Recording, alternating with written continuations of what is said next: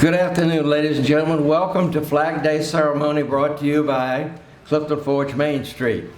I'm Bill Atherholt, the treasurer of Clifton Forge Main Street and the quartermaster of VFW Post 1033 in Covington, Virginia. Before we begin, I want to just make a few announcements. First of all, the young people that are participating here today are with Boy Scout Troop 2 from Clifton Forge, led by Darren Hanukkah and Skip McMullen. We also have Girl Scout Troop 536, Jessica Bush of Clifton Forge, and we have Girl Scout Troop 564, Amy Angle of Eagle Rock, and they're giving out the programs. First, a little bit about what we're doing here today. Flag Day originated in the school system of New York State in 1895. That's a long time ago. The idea of observing Flag Day was later adopted by the State Board of Education in New York. And inspired by 3 decades of state and local celebrations, Flag Day was officially proclaimed by Woodrow Wilson on May the 30th, 1916. But it was not until August the 3rd, 1949, that President Harry Truman signed the Act of Congress designated June the 14th of each year as National Flag Day. So it is June the 14th, 2019, and here we are observing National Flag Day in Clifton Forge, Virginia.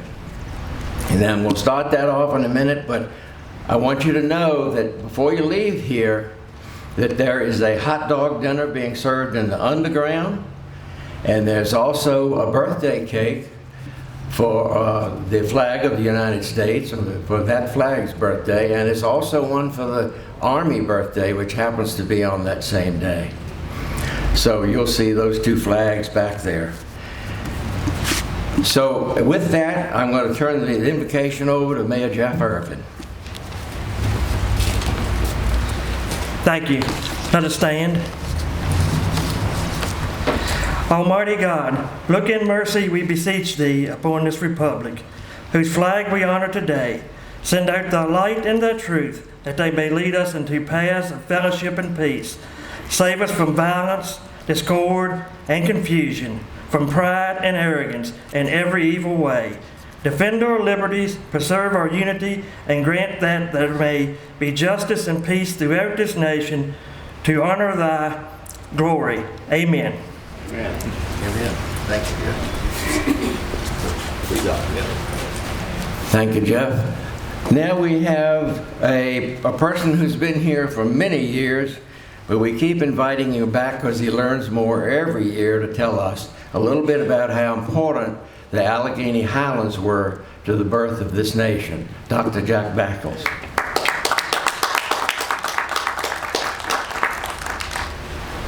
I'm not too sure that everything I'll say is new, but maybe you'll learn something or remember something from the past. But remember, the question really becomes, if you read the books, you'll find out, you can find out everything you want to know about the war, about the American Revolution, and about the stuff that occurred way over there, way over east of the Blue Ridge, way up north, and all that were the people from this area really active? And yes, they were. They were caught up in a situation where the guns or the materials, as in every time, any time in life or any time in the country, your equipment becomes better and better. So that the long rifle, or not the long gun, the long gun was not a very good gun, but that was what everybody from New England, New York, and everything east of the Blue Ridge was just a plain barrel gun. And it had very little aiming power. You couldn't hit anything very well. And so that's what was done with them. Whereas these folks out here were riflemen. They were using guns that had been rifled primarily around Lancaster, Pennsylvania, and they would hit the button every time. And the people, particularly Easterners, when they saw this, they couldn't believe it. But that was what the fact was. And the folks from here were riflemen that would hit the butt, and therefore they were very, very much sought by the military. When they decided to have an army, they requested that all the first 3 or 4 or 10 companies in the army would be from Pennsylvania, Maryland, and Virginia, and they were referring to the westernest mountains of Virginia. So therefore, these were the people that came from here that fought in the Revolutionary War as from Virginia, and they were very much sought after. Secondly, after going through all of that, you've probably heard that once again, but once again, I'm going to tell a story for the younger people that in 1959, they were going to go to a 50-star flag. And they were looking all over the country for people to give their rendition on what it should be. And finally, in this fall, the president, who was at that time Dwight Eisenhower, picked out the winner.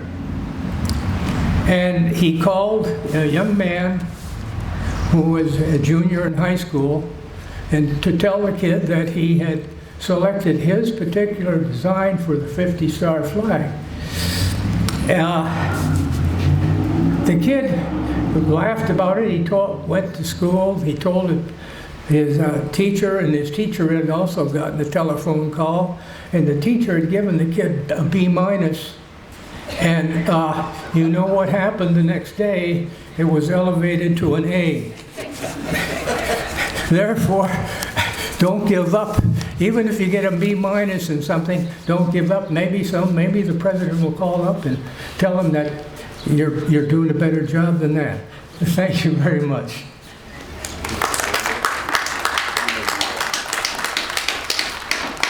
Allendale Crafts, ladies and gentlemen. The song "America the Beautiful" was written by Catherine Lee Bates, who was a teacher, and she was visiting Pikes Peak. And Pikes Peak has an elevation of over 14,000 feet.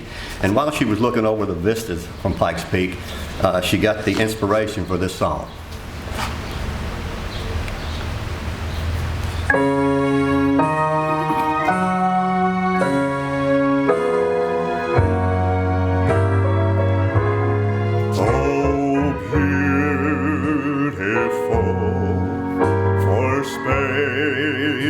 Skies for amber waves of grain, for purple mountains majesty above the fruited plain.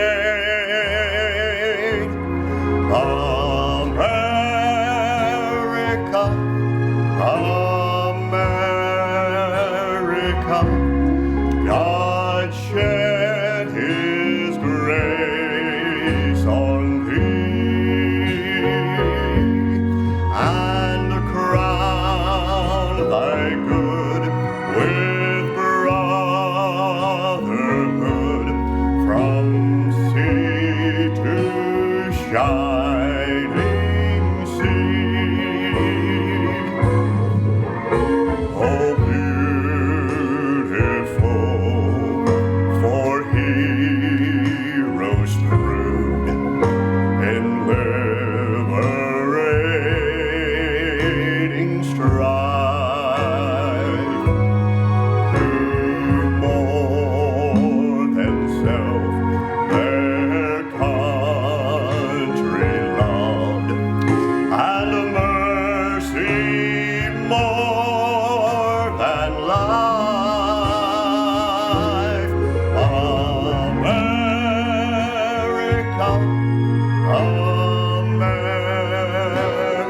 America, may God thy gold refine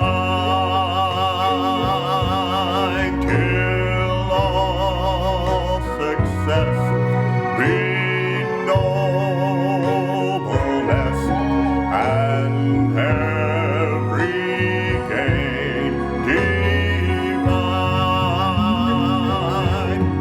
and the crown of thy good with brotherhood from sea to shining sea.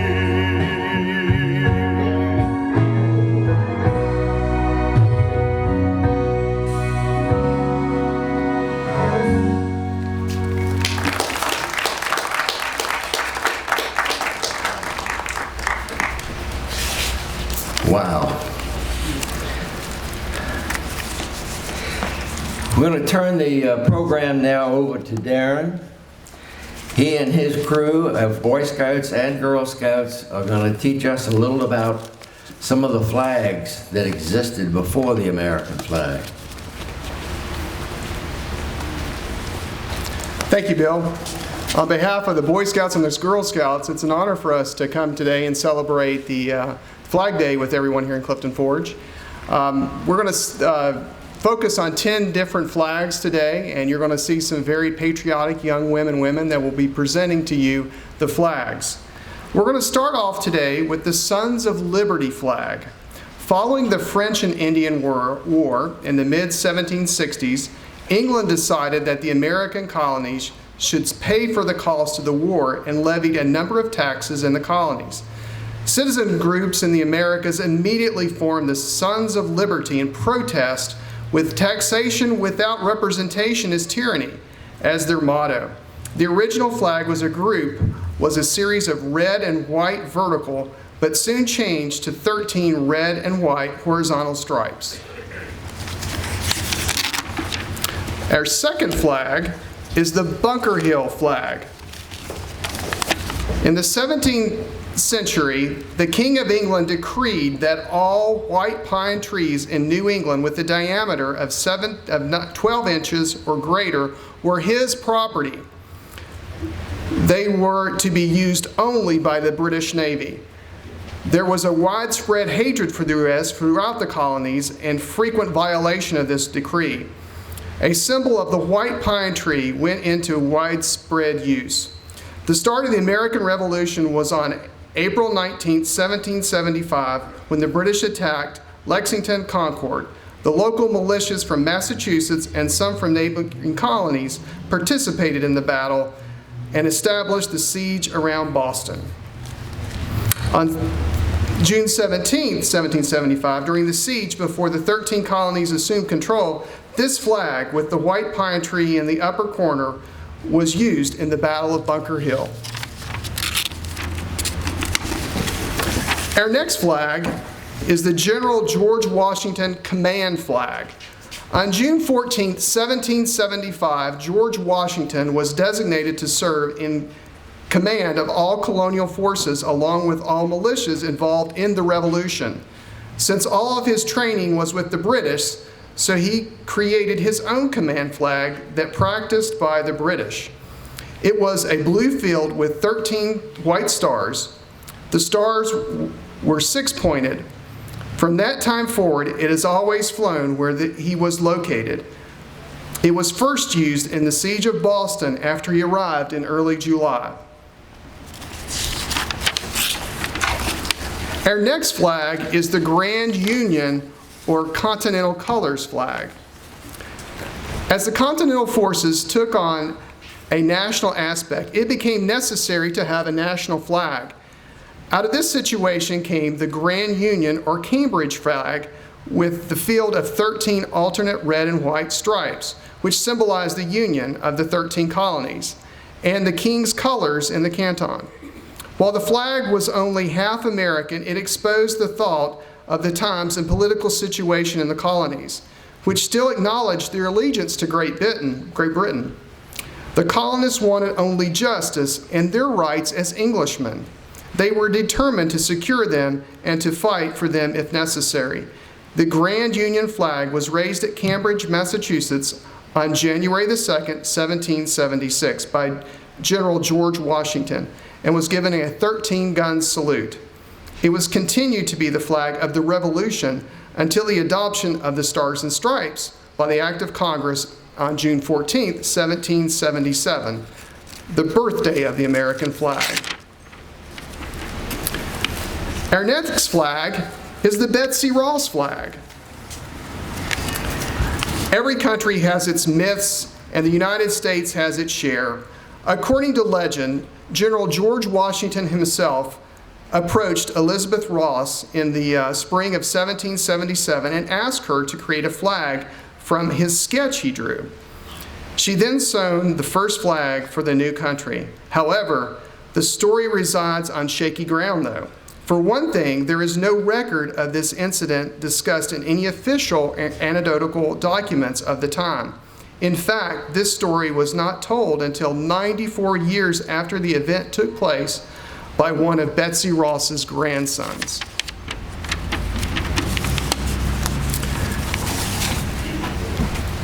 Our next flag is the 15-star flag, or the Star-Spangled Banner flag. The 15-star flag became official on May 1st, 1775. 2 stars and stripes were added for Vermont and Kentucky. This was the only flag with more than 13 stripes. It was to last for 23 years. It was immortalized by Francis Scott Key during the bombardment of Fort McHenry on September 13th, 1814, when he wrote the famous national anthem, the Star-Spangled Banner. Our next flag is the 20-star flag. In 1818, with 5 more states, Tennessee, Ohio, Louisiana, Indiana, and Mississippi, a new flag representing 20 stars was approved. In the process, the stripes were now to be 13 representing the original states and 1 star for each new state.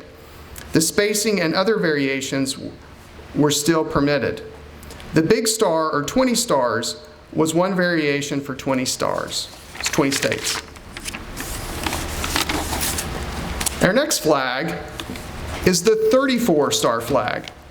The admission of Kansas in January 1861 resulted in the 34-star flag. It was only in use for 2 years until July 4th, 1863, when West Virginia was admitted as the 35th state. The entire time during the Civil War, which continued on, this flag was in service, and President Abraham Lincoln was our president. And next, we have the 46-star flag. Oklahoma was the 46th state on July 4th, 1908. The president was well known as the Rough Rider himself, Teddy Roosevelt. Only 2 more states in the continent. There were many immigrants in the late 1800s and early 1900s who purchased this flag and used it on the July 4th throughout the mid-1900s. And our last flag today is the 48-star flag. On June 24th, 1912, for the first time, the national flag was to be standardized with specifications, stars, placement, and colors according to an executive order signed by President Taft. The 48 star became our national emblem on July 4th, 1912, with the new states of New Mexico and Arizona. This flag would remain until July 4th, 1958. And it's worth remembering today that 75 years ago, we just briefly celebrated the 75th anniversary of D-Day. And it was the 48th star flag that accompanied our troops as we liberated Europe. We have 2 other flags that I'm not presenting to you today. They're the 49th and 50th star flags. The 49th star was granted when Alaska entered the Union on July 3rd, 1959, and it was officially flown on July 4th, 1959.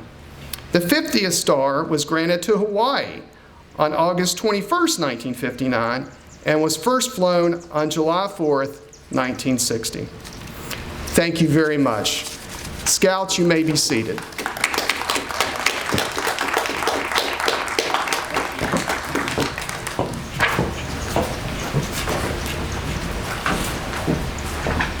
Rather than hide behind these flags, I'll try to speak up. After all of these flags, we now have the flag of the United States of America. Will you all please rise? Please advance the flag before the stage, and I will read. I am the flag of the United States of America. I was born on June the 14th, 1777. The Continental Congress adopted my stars and stripes as the national flag. My 13 stripes, alternating red and white, with the union of 13 white stars and a field of blue represented by a new constellation, a new nation dedicated to the personal and religious liberty of mankind. Today, 50 stars signal from my union, one for each of the 50 sovereign states in the greatest constitutional republic the world has ever known. My colors symbolize the patriotic ideals and spiritual qualities of citizens of my country. My red stripes proclaim the fearless courage, integrity of American service members and the self-sacrifice and devotion of American service members' families. My white stripes stand for liberty and equality for all. My blue is the blue of heaven, loyalty, and faith. I represent these eternal principles: liberty, justice, humanity. I embody American freedom, freedom of speech, religion, assembly, the press, and the sanctity of the home.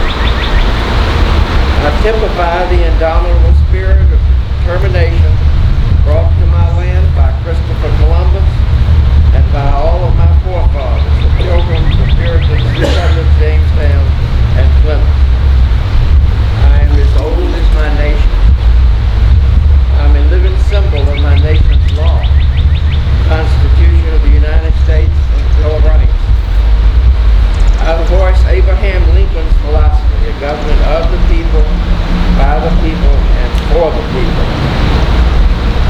While I finish, please remain seated with your post the flag.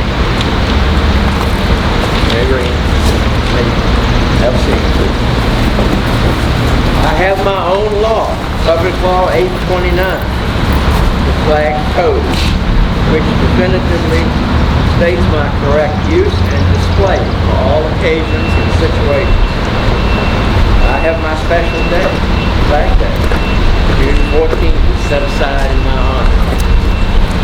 I am your title deed of freedom, which is yours to enjoy and hold in trust for posterity. If you fail to keep this sacred trust inviolate, I have nullified and destroyed. You and your children will become slaves to dictators and despots. Eternal vigilance is your price of freedom. Guard me well, lest your freedom perish from the earth.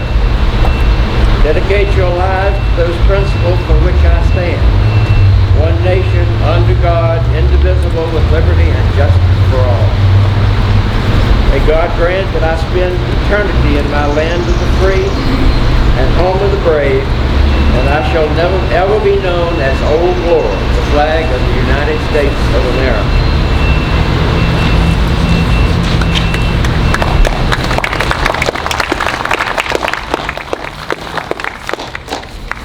And now we will have a pledge led by the Boy Scouts of our new flag.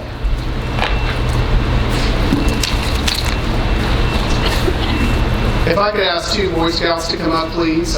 Braden Walton and Matt Maddox Krantz, please. They're going to lead us in a special Pledge of Allegiance. The Boy Scouts have used several variations of the Pledge of Allegiance to help younger Scouts to understand the pledge. This is one variation. I pledge allegiance I promise to be loyal to the flag to the symbol of my country, of the United States of America, a nation of 50 states and several territories, each with certain rights of its own. and to the republic A country where the people elect representatives from among themselves to make laws for everyone. for which it stands, The flag represents the values of our form of government, in which everyone is equal under the law. one nation, under God, A country formed under God, whose people are free to believe as they wish. indivisible, The nation cannot be split into parts, with liberty and justice with freedom and a system of law, for all. for every person in the nation, regardless of their differences.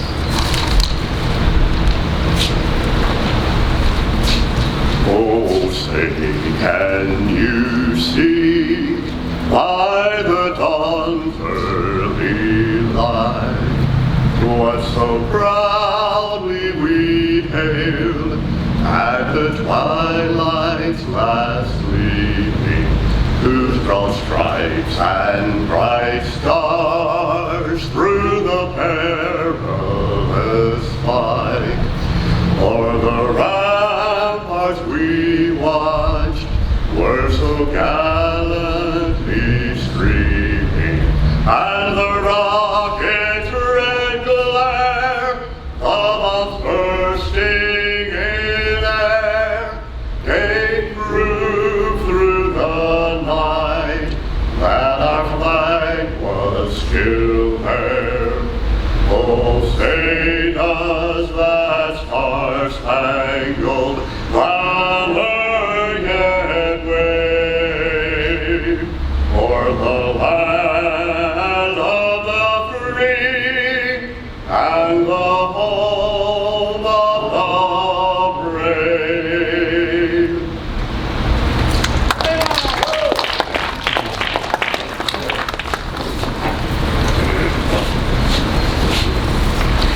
So we have developed a series of flags. We finally settled on one. We've now pledged it and sung to it. The other part of this day is one that many of you probably don't know, but it's also the Army birthday.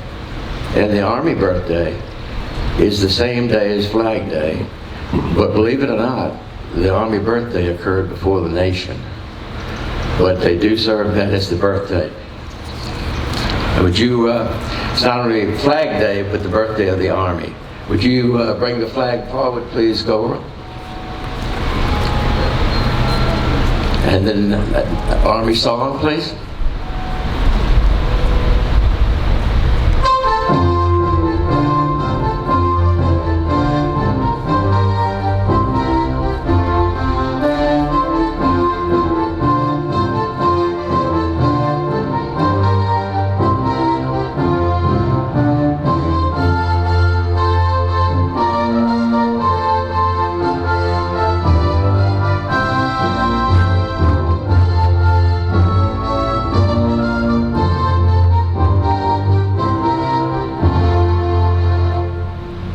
Post the flag.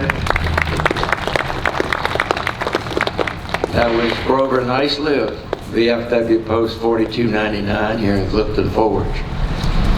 Now we've done some singing to the Army. I'm hoping that the children will step forward on this next song. What do we sing when we have a birthday, children?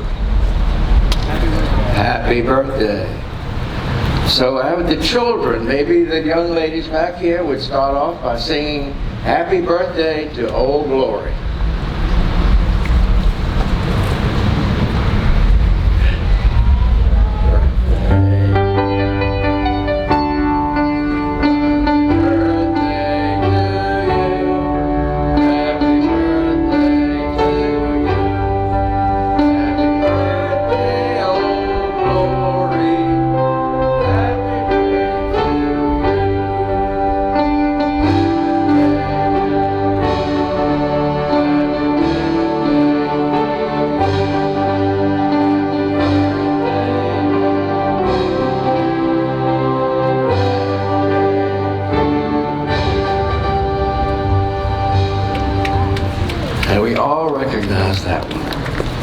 And now, at the end of our program, I'm going to ask Jeff Irvin to have our closing prayer, please. Thank you. Let us stand. O Lord, support us all day long until the shadows lengthen and the evening comes, and the busy world is hushed, and the fever of life is over, and our work is done. In thy mercy grant us a safe lodging and a holy rest, and peace at the last. Amen. Thank you.